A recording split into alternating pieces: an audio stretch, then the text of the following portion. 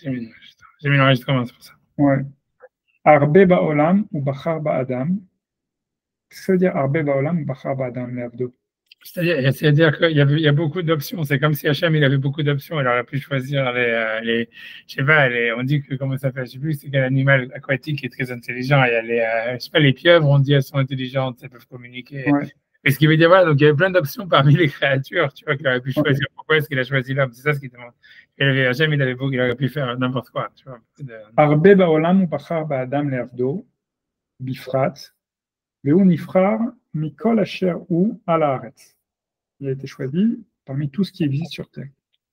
Car, surtout de manière aléatoire, on a l'impression. Je pense qu'il veut dire surtout que c'est une manière aléatoire, c'est-à-dire nous on ne peut pas comprendre pourquoi, et peut-être pas vraiment une raison pourquoi est-ce qu'Hachem il a choisi que c'est l'être humain qui s'est développé, qui a créé, tu vois, la conscience, etc. Et comme tu dis, pas les pieuvres, pas les dauphins, pas les je sais pas quoi, tu vois. Mais c'est aléatoire. Ça veut dire il y a pas. Je pense que tu vois, il n'y a pas de raison réelle, tu vois. C'est pas parce que l'homme il a cette forme-là que Dafka, ça justifie le fait qu'il a été choisi pour être celui qui se développe comme étant le plus, tu vois, ça veut dire le plus développé des êtres vivants sur la Terre. Mais c'est, tu vois, parce qu'il veut parler après de l'élection d'Israël et de l'élection de la Terre d'Israël comme étant suprême. Voilà, je te laisse dire, voilà, excuse-moi, j'arrête de parler. כך המקומות מן העולם הם הרבה בעולם, הוא בחר במקום אחד מיוחד, הוא המקדש. וכמו שנתן הנשמה אל האדם שהוא ניצוץ כבודו יתברך, כך הזריח השם יתברך במקדש את כבודו ואורו. ולפיכך היכל הקודש שהמקודש אל השם מתדמה לגמרי אל היכל האדם אשר שם כבוד הנשמה, ודבר זה רמזו חכמים זיכרונם לברכה גם כן במה שאמרו בברכות ל"ג עמוד א', כל אדם שיש בו דעת כאילו נבנה בית המקדש בימיו, וזה נתבאר במקום אחר באריכות. ויש בהיכל האדם 3 מחנות, ובכל אחד קדושה. הכוח האחד הוא בכבד, ונקרא כוח טבעי, מימינו כוחות ידועות, כוח הזן והמגדל והמוליד, ודבר זה ידוע למי שעיין בדברים אלו. מחנה שנייה, donc il parlait du foie là, c'est ça? Ouais, c'est ça. Et de tout ce qu'en fait qui est autour, lui, l'impression qu'il veut dire, puisqu'il dit, tu vois, il dit tout ce qu'il y a, il dit quoi Hazan, donc c'est les intestins, tu vois, Megadel, Vamolid, c'est les organes reproducteurs. Voilà, donc tout ça, en fait, grosso modo, géographiquement, dans le corps humain, c'est plus ou moins basé dans la même zone, quoi, aussi, je veux dire. Tu vois, donc, lui, ce qui veut dire le foie, c'est tout ce qui est autour du foie aussi, quoi. Ça veut dire, voilà, la digestion, la reproduction, tout ce qui est lié, en fait, à ce qui est animal, quoi. מחנה שנייה הוא בלב, כוח מיוחד וממנו כמה דברים, דהיינו נקימה ונטירה ושנאה וכמה דברים. מחנה שלישית במוח, וממנה המחשבה והזיכרון והדעת. ואל זה ימשך צורת המקדש, שהיו גם כן בבית המקדש 3 מחנות, מחנה ישראל, מחנה לוויה, מחנה שכינה. מחנה ישראל, מחנה לוויה, מחנה שכינה. מחנה ישראל היא ירושלים, מחנה לוויה הר הבית, כי שם נקרא מחנה לוויה, מחנה שכינה העזרה וההיכל וקודש קודשים. ודע כי במוח יש 3 חדרים מחולקים, ששם 3 כוחות מחולקים, ואין להעריך בהם, שכבר ביארנו אותם בחיבור גבורות השם. J'ai envie de regarder un petit peu si on dans 2 secondes. Je pense que si moi je clique dans les notes, je peux voir si on peut voir les notes 2 secondes de Avec casse-tête. dans 2 secondes, j'essaie de regarder ce qui se passe si jamais les notes, ils te le disent. 1 seconde, hein. Allez-y. Parce que ça m'intéresse, c'est un truc de Kabbalah, en fait, ça, cette histoire surtout que je viens d'étudier ça dans le Nefesh HaChaim, quand il parle sur les 3 réchines et tout ça, 2 secondes, 1 seconde. 1 seconde. 1 seconde, Malad Bet Hamikdash. 1 seconde. 2 secondes, 2 secondes.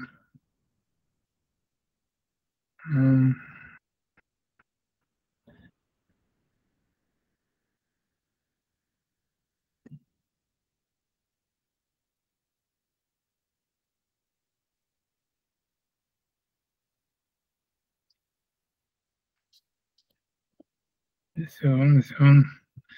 Je sais pas si lui dit que c'est lié avec Nefesh Neshama, parce que tu vois, je suis en train de descendre. 2 secondes. Parce que j'arrive pas à trouver, ça serait quelle note? Ça serait la note de 42. Je me rappelle en plus d'avoir déjà regardé ça et pas avoir compris. שכתב שם, יש 3 כוחות באדם הפרטי ו3 כוחות יש להם מקומות מחולקים במוח. האחד הוא בהתחלת המוח, והשני באמצע, והשלישי באחרית המוח. Okay, donc il dit pas grand-chose, hein. Je ne vois pas le rapport avec Akiva Melach HaMor. Après, il dit Varab Eben Ezra בפרשת כי תישא, puis הוא שרוך שמלמד, puis יש אלו 3 כוחות נקראים חוכמה, בינה ודעת. אמנם מצאתי כי באחרית המוח שם כוח הזוכר, ובאמצע המוח כוח המחשב, והוא נקרא כוח השופט. השופט על הדברים שמקבל הדמיון, הוא מרכיבם ומפרידם זה מזה ושופט עליהם, ומקודם מן המוח שם כוח המקבל חוכמה, כך מצאתי. Donc ça veut dire qu'il y aurait 3 places dans le cerveau, il y aurait, donc ça veut dire il y a le souvenir qui est à la fin du mohar, il y a la force de jugement qui est au milieu du mohar, et il y a la force, ça veut dire la capacité à acquérir des connaissances qui seraient au début du mohar. Ce serait ça les 3 en fait, les 3 parties du mohar. Je ne sais pas, tu vois à quoi dire. Alors je ne sais pas à quoi ça correspondrait en fait dans le Mahane Israël et via Shekhinah, tu vois, ça veut dire, tu vois, ça veut dire, donc je ne sais pas. Je ne sais pas, j'imagine que le Kodesh Kodashim, c'est là où est-ce qu'on peut acquérir de nouvelles connaissances. Et qu'on va dire après ça que le Mahane Lévia, c'est là où on juge, et le Mahane Israël, ça serait là où on se souvient. C'est possible, tu vois, j'en sais rien, tu vois, mais bref, tu vois, je ne sais pas. Voilà, ça m'intéressait de regarder ce que c'était, mais voilà, ça, mais moi aussi, mais non, c'est intéressant, je ne sais pas, tu vois, tu vois, c'est intéressant, voilà, je sais, mais ce qui est intéressant, c'est ce qu'il dit au début, tu vois, c'est qu'il dit qu'Israël, ça a été choisi d'une manière aléatoire. Et je ne sais pas, d'un côté, c'est intéressant, d'un côté, je ne sais pas, je ne sais pas quoi, je sais pas comment dire, non, tu vois, parce que s'il dit, voilà, en fait, Israël, ça aurait pu être n'importe où, et le Beth Amikdash, ça aurait pu être n'importe où, comme en fait, on a l'impression, tu vois, que Israël, ça aurait pu être n'importe qui, tu vois, et d'un autre côté, Hachem, il les a choisis. Tu vois, après, quand tu fais le dimion en disant, oui, mais en fait, il y a le cerveau, il y a le cœur, il y a les intestins, par exemple, ou il y a le foie, ou j'en sais rien, où il te dit, voilà, en fait, c'est pas interchangeable, tu vois, c'est-à-dire, tu vois, la différence, moi, la question que j'ai, c'est ça, c'est comment tu peux dire d'un côté, oui, c'était aléatoire, c'est interchangeable. Il y avait beaucoup de Nivraïm Baolam. Hachem, il a choisi l'être humain, on va dire, il aurait pu choisir autre chose, il aurait pu choisir des pieuvres, j'en sais rien, n'importe quoi. Et d'une manière aléatoire, pratiquement, il a fait que c'est l'être humain qui se développe avec une conscience. On a l'impression qu'il veut dire c'est la même chose avec Israël, avec la terre d'Israël, avec le peuple d'Israël, que c'est un truc aléatoire. C'est-à-dire qu'il aurait pu y avoir des goïms qui auraient reçu la Torah, ou qui, tu vois, il aurait pu y avoir un autre pays qui aurait reçu la Shekhinah. Donc, OK, on va dire, OK, moi, je comprends, tu vois, qu'il y a du random. On peut dire, moi, ça ne me choque pas qu'il y ait tu vois, qu'il y ait une fonction aléatoire dans le monde. Je veux dire, tu vois, pourquoi pas, d'une certaine manière, je veux dire, pourquoi pas. Non, parce que d'une certaine manière, il dit l'homme, c'est un singe amélioré. Oui, c'est ça, c'est ce qu'il dit, tu vois, et ça aurait pu être n'importe quel autre, ça c'est sorti du singe, ça aurait pu être un chat amélioré, ça aurait été, je sais pas, des lions, ça aurait pu être un poisson amélioré. Un truc, ouais, c'est ça. Donc ça, je comprends que c'est un truc aléatoire, ça me choque pas qu'il y ait des trucs aléatoires, et qu'au contraire, moi je me dis, au contraire, pour moi, ça augmente la puissance d'Hachem dans le monde. Ça veut dire, ça montre qu'il y a un choix, ça montre qu'il y a des autres possibilités, il n'y a pas de nécessité, tu vois, il n'y avait pas une nécessité que ça se passe comme ça, que ça se développe de cette manière, ça aurait pu se développer autrement.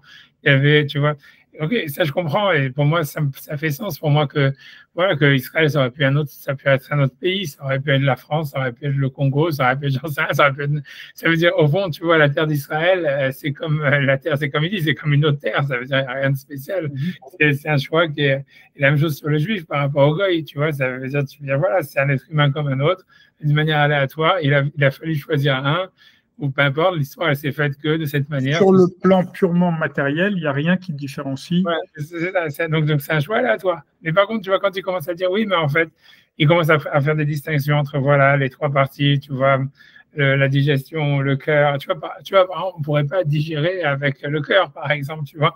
On ne pourrait pas digérer. Là, il y a pas, c'est pas un choix aléatoire. Tu vois, c'est quand tu commences à dire oui, il y a une partie pour le cœur, il y a une partie de la pensée, il y a une partie.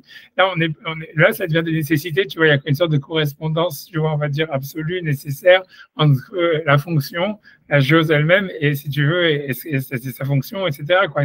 Tu vois, le cœur, il correspond clairement, on va dire, surtout si lui, tu vois, même si lui, il parle des émotions, peu importe comment il dit ça aux émotions, mais disons, en fait, en tout cas, la digestion, elle est clairement liée aux intestins, le cerveau, la connaissance, l'acquisition des connaissances, elle est clairement liée au cerveau. Je ne pense pas qu'il faille s'attarder à cette question d'interchangeabilité.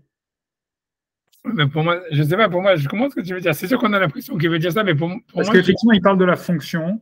Ouais. Mais il ne parle pas de l'interchangeabilité. Sauf l'interchangeabilité, elle est relativement peu. Oui, mais c'est pas. Moi, je comprends. Elle est relativement accessoire dans son raisonnement. Mais ça, c'est l'introduction. Mais tu vois, pour moi, je ne comprends pas.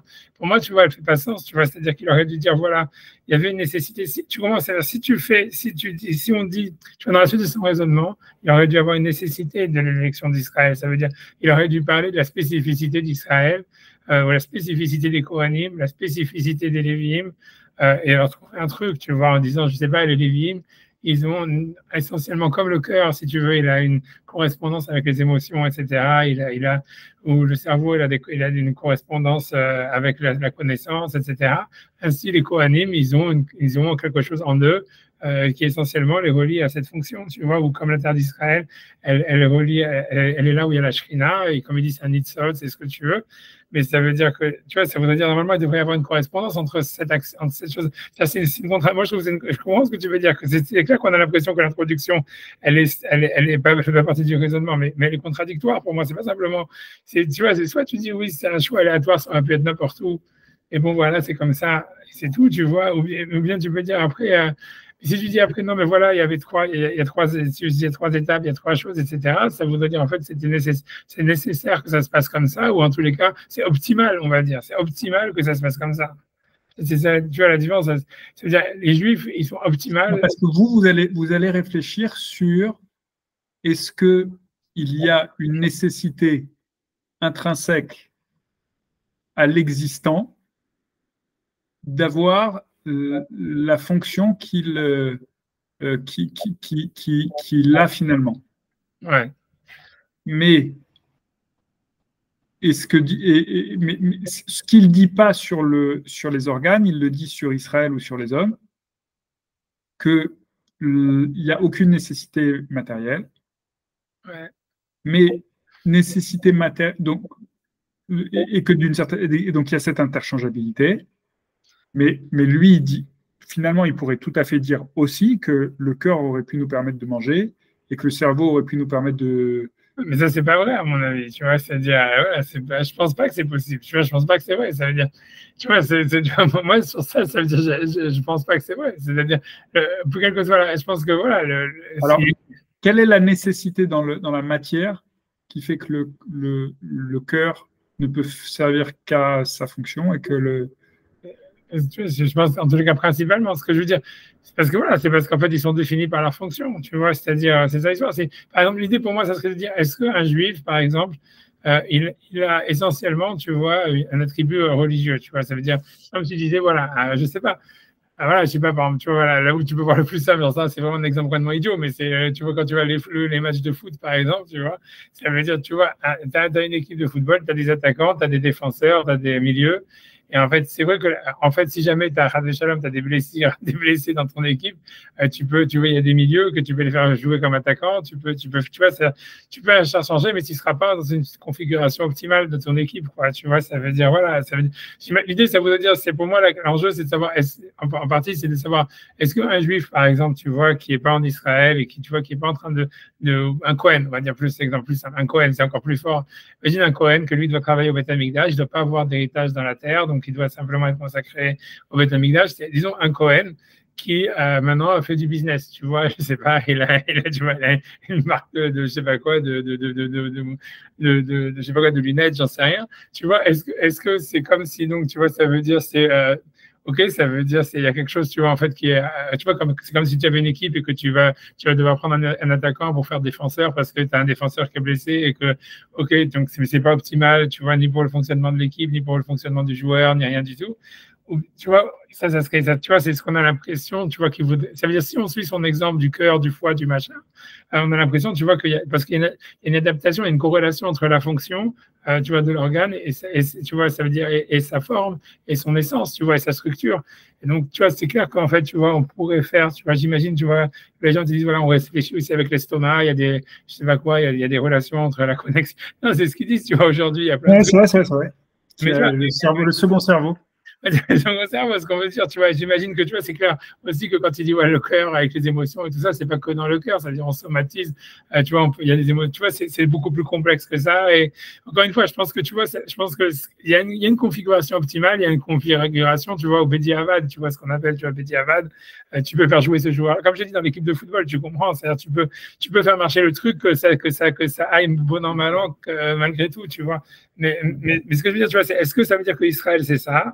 Ou bien Israël, c'est simplement, non, c'est aléatoire, c'est des êtres humains comme les autres. Le Cohen, c'est comme un être humain, comme un Israël. Il n'y a rien qui le différencie essentiellement dans cette fonction, sauf que… Essentiellement, si, mais matériellement, non. Mais c'est difficile à dire. Toute la question qu'on est en train de se poser, c'est est-ce qu'il y a un déterminisme matériel? Ouais, c'est ça, ouais. Tu vois, par exemple, tu vois, le Kuzari, lui, il a une vision hyper, tu vois, je sais pas, tu vois, dans le Rabbi Yehuda Halevi, sa vision, elle est hyper raciste, tu vois, ça veut dire dans le sens que pour lui, tu vois, c'est l'élection, c'était Shem, c'est un descendant de Shem, et tu vois, cette élection, elle existait déjà depuis le début, pratiquement, ça veut dire depuis Adam Arishon, quoi, ça veut dire qu'il y avait un élu, etc., et que pour lui, tu vois, c'était… Excusez-moi, il y a quelqu'un qui vient de m'envoyer un message en me disant que je peux le rappeler. Et c'est à nouveau la Parnassa, et je suis désolé. Je ne sais pas si je fais bien de le reprendre. Vous connaissez dans combien de temps vous avez un prochain cours? J'ai encore un peu de temps. Je te dis, reprends-le, ne pense pas. Et texte-moi si jamais on voit quand est-ce que tu finis. Tu vois, okay, je me déconnecte et je vous écris sur WhatsApp si je suis bon. Ok, d'accord. À tout de suite. Ouais, ok,